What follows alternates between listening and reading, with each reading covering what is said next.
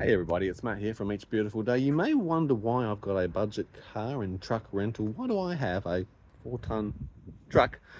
Why am I a trucker all of a sudden? Well, that's because you can't rely on everybody. And the people who are meant to be here to remove at 7 a.m. this morning never showed, didn't turn up, couldn't communicate, couldn't commit, have failed all the way along.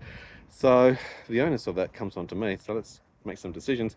I've decided to go and hire a truck myself and get onto it and actually just get the job done, which is really the important thing at the end of the day, because you know what, you can't afford to stuff around and wait any more time.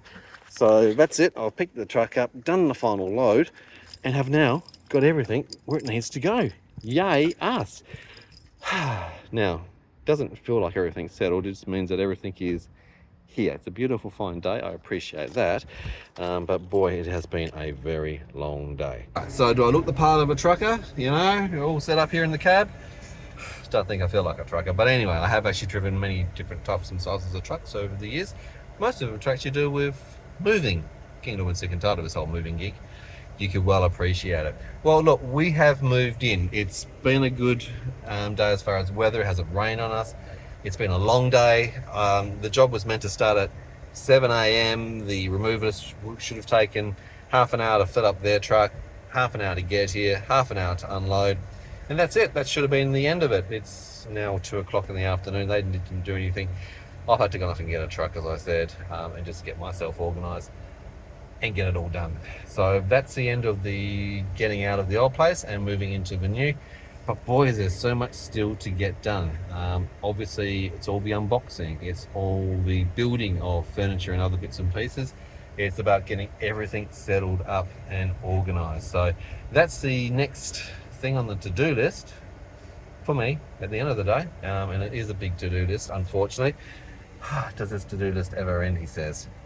I don't think it ever does it, people? You know what it's like. Well, stay tuned. Keep subscribed, follow the journey, because that's really what happens next. It's getting everything set up and for Dyan to come in and decorate and organise and make it feel like a home, which she does incredibly well. I think some things might need to go. We might need to get some other stuff to fill the spaces for this specific house. You know what it's like.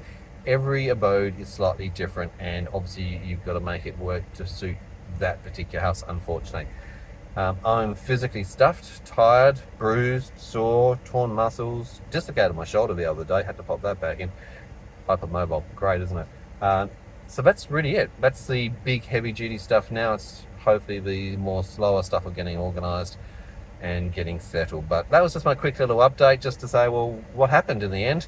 They didn't show. Are we surprised, CBD movers? No, I'm not surprised at all. Their customer service is non-existent.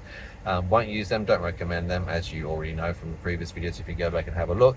But for me, I've got a journey now to go to the other end of Perth to drop this truck off, and then I can take my car and get back to Dyan, who's at the temporary accommodation. She's had her doctor's appointment, so it's going to be about 45 minutes drive there, 45 minutes drive back, a bit of mucking around, so it's still going to be another couple of hours really. It's probably not going to be about until 4 o'clock, just before 4 o'clock, before I catch up and see how she's going. And then I can actually say, all right, I'm stopping for the moment. So thanks very much for watching and staying in touch and in tune. I appreciate your comments. So don't forget to comment below.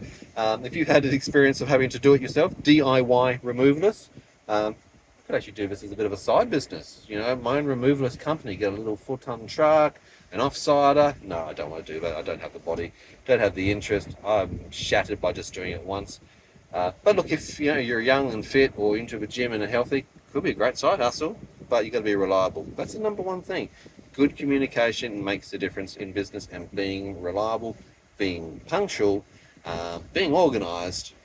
There's so many things to business, isn't it? It's not just something that you just go, hey, I'm running a business. That's where it fails. All right, guys, I'm going to leave you there. See you a little bit later on. Bye for now.